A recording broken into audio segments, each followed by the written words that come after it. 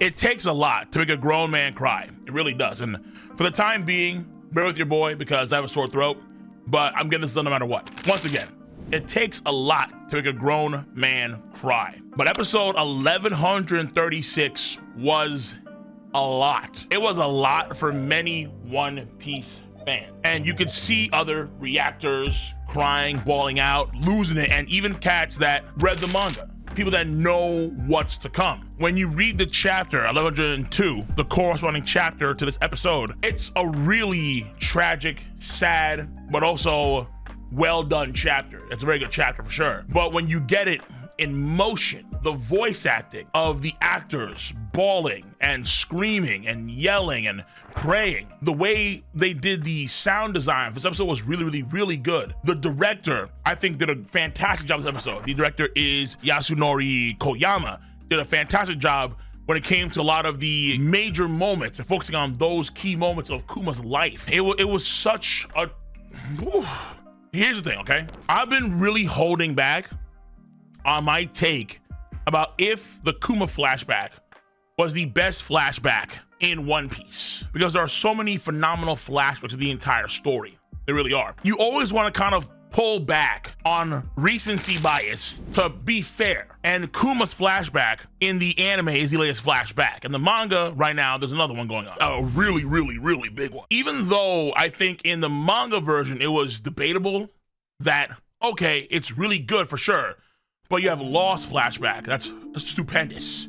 You have Brooks' flashback, which is unbelievably good. You have Robin's flashback. I would say to this day, the Nolan flashback in terms of importance for the story is low-key one of the most important. It's so underrated, but it's so damn good. Based on the anime, I would say that the Kuma flashback is the best flashback in One Piece. How they depicted a whole man's life, his whole life. In the Odin flashback, you kind of got that. But in his beginning years, it's more like montaged. And then just kind of cut ahead to when he's already a Giga Chad eating a hot pot Oden on some dude's ashes. But we get Kuma from the time he's born till the time he ceased to exist, and then now he's an automaton. There's a reason why I waited to do a video on this whole thing, because I want to see how it played out. What will Toei do in terms of depicting Kuma's life, his greatness, the voice acting, the moments that were like the best animated in the key animation scenes, the sound effects and so on. I want to see it all play out to make an actual video on it. I was on the fence because of the manga. I wasn't too sure. There were contenders for sure on the best flashback in the story. I think Kuma's flashback just took it. I think last episode, it took it. It was incredible. When I say what I said about it takes a lot to make a grown man cry, it depends, I think, on your upbringing, and it depends on how seasoned you are in the game. I am pretty seasoned in the game. I can really anticipate things pretty accurately about what's going to happen in the future. At least I'm confident in that. But also, when it comes to my emotional foundation, it's pretty solid. It's not even like bedrock anymore. It's pure diamond. At least that's what I thought. That's what I thought. Toei said bet. They said bet. All right, big boy, we see you.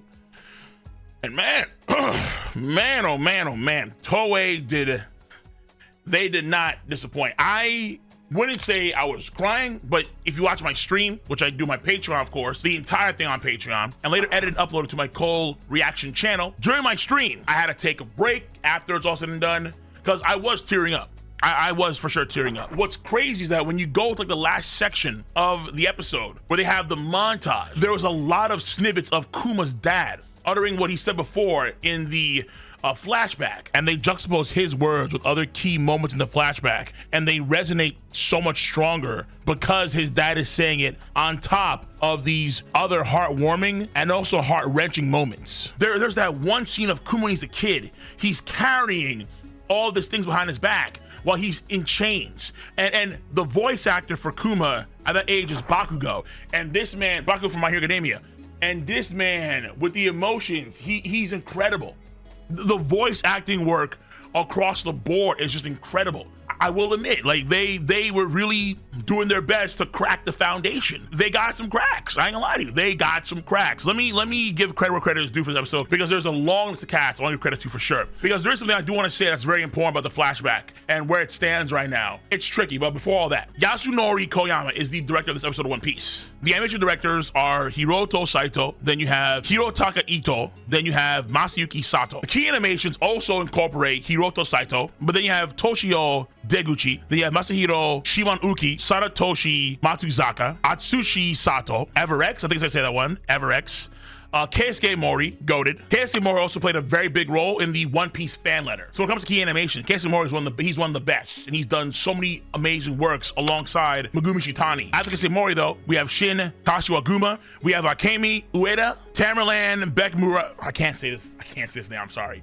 Tamerlan Bekuruzaev. I think I should say that, but I'm probably very, very wrong now, honestly. Shinro Kamiya, Shiharu Akakura, Yukiya Ataka, Masaya Hasegawa, Renia Katazako, Ayane Takashida, Jiguang Liu, Meni Ben Gupta, I think that's their name. Again, I apologize. But they did some great scenes in the episode. They did some really good scenes that I thought were outstanding. Jijin, Yifan Zhang, and Jiang Huan Wu. So these are the accreditations for the key animations. And I also want to thank everybody else that was a part of the creation of the episode, especially the last section, which was phenomenal. But I will say that at the very beginning, one thing done by Medi was that scene of Bonnie running down the street, and then she jumps into the air and does that neat compose, that dun dun dun dun, Rise Sun's behind her before she whops those guys and ages them too in the process. There were scenes even before the end that were just really, really good scenes, well animated scenes. But I just gotta say that like the lion's share of the best scenes are at the very end. You have Kuma and Guinea, how they met, and then their lives kind of flashing, the hands outstretched,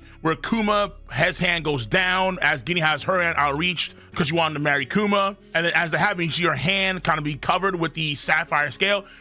Some of these transitions, they were just otherworldly, man. Again, the scene where he's carrying that big chest on his back as a kid, the best scene within that compilation of greatness was the run. The Kuma run of him just running, and you see all these sort of like memory pockets and bubbles kind of floating behind him, harkening back to some, let's say, old One Piece openings. At one point, you guys see like all people in his life covered in white, and they're in front of him, and he's running and he's crying, and at the very end, you see that smile on his face. That scene was, oh man, that moved me, man. That moved me. That was a massive tearjerker. That was some truly beautiful content. This one, in terms of story progression, in terms of character development, in terms of characterization, in terms of those things, right? This episode isn't the best in those categories, no, but it does very neatly, very cleanly wrap up the flashback about a man's life.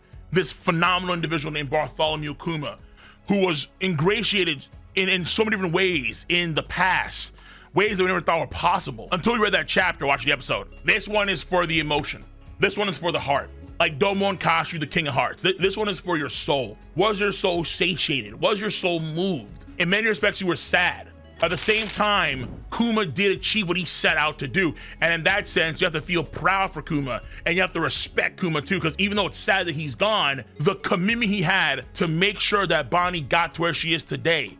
And then the final scene, happy 10th birthday, when she cries. And then we go back to that time when she first came to the chamber and got Kuma's memories. All the while realizing Kuma's whole life and how he did write the letters. He was there every damn week writing letters, how he was really there watching her to make sure she was okay. Even though he was trying to hide in the corners in Shaboni Archipelago, like he was Shaq trying to hide behind a tree, it wasn't working out. He was still there nonetheless, always being like Bonnie's guardian angel. But at the same time, his importance for the main cast of characters. He ultimately saw a future, the person that could change the current era in Monkey D. Luffy. I mean, Kuma is in one flashback, he became such a phenomenal character, it's crazy. This flashback is the GOAT of One Piece flashbacks. It is the GOAT.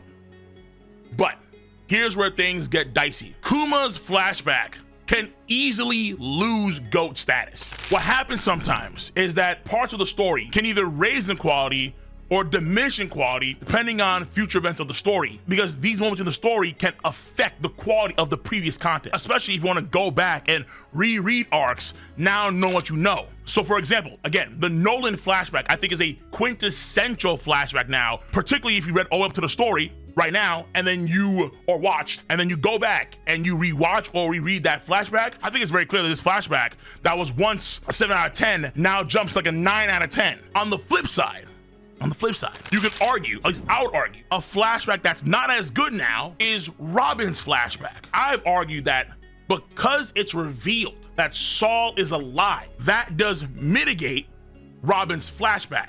It's not to say that what Oda did didn't make any sense, but it does diminish the sacrifice, I believe, that Saul made, because there are future moments between Robin and Saul that are very, very good, yes, but when you go back retroactively, I think it does damage to that moment. It does damage to, I think, Kuzan or Aki's as a character in various ways, and so on and so forth. So to me, the Robin flashback that you argue to say a 9.5 is now either a 9 or an 8.5. It's not as good as it used to be because Saul is alive. And here is, I think, the dilemma with Kuma's flashback, particularly if I give it the GOAT status. Kuma's flashback can be worse if future events happen that redo elements of the flashback of Kuma's life that was depicted in the story. So just how, let's say in the NBA, all right, NBA is the #1 sport that I watch. #2 is NFL. In the NBA, you have the GOAT, Michael Jordan. But there's always debates about who really is the GOAT. Is it actually Kareem Abdul-Jabbar? Is it Kobe Bean Bryant? Is it Bill Russell? Is it LeBron James, right? And when you're debating the GOAT, there's always these aspects and these elements that have to be factored in. What you personally watch, let's say how many titles they have, but 3, the era they got them, or 4, how skilled they really were, or 5, the environment that they were got in the first place. Let's say were there outside factors, politically, having children, or let's say folks passing away, things of that sort. They all have to be factored in. So when you play the game of the GOAT, that game is always on a razor's edge. Whether it be, again, the NBA GOAT, whether it be soccer with Messi and Ronaldo, right? You can debate who is the best, but it's always on like a razor's edge about who is actually the best, and it's very subjective. And for Kuma's flashback, I think it's the same here. There are signs shown to us in chapter 1104, where when Kuma returned, Vegapunk says, and I quote, "There is no reason he should have sprung into motion, and no logical scientific basis for his arrival at this island where Bonnie is." So is it true then? It is not the physical strength of the Buccaneers that makes them remarkable. For at one point in time, they ... And we, to this day, do not know what exactly he was talking about. Whatever that is, key reason why Kuma was able to move and go to save Bonnie on Egget Island, even though he should have had his memories completely wiped and he should have been a mindless drone. It's that element of the Buccaneers that's the most important thing here. A lot of folks that do appreciate quality writing, I would argue, there's a fear that Kuma will come back. And at first I thought, okay, it's not a big deal, I think, if Kuma comes back, because Oda is clearly setting up the foundations there, obviously. But that was before this episode dropped, because now my emotional investment into this is way higher. So I was like, okay, time out. If Kuma does come back, I ain't gonna lie to you, that if I ever rewatch an episode of One Piece again, I'll view it differently. I will view it different because I know that Kuma comes back anyway. So that's why, again, the GOAT is Razor's Edge. It's very thin margins there. That's all I'll say. That right now it is the best flashback in One Piece, but that can change. Well, this episode of One Piece was incredible, and I had to absolutely get a video out there. And again, if you want to see my video reaction content to this, go to my Cole reaction channel. But the entire thing, the whole stream and the break and the discussion afterwards on my Patreon, links in the box below. Let me know your stance on the subject matter at hand. If you enjoy your boys' video content, give thumbs up, subscribe to the channel, and click on that bell to join the notification squad. I'm gonna catch you guys and gals on the flip side. See you. Bye-bye.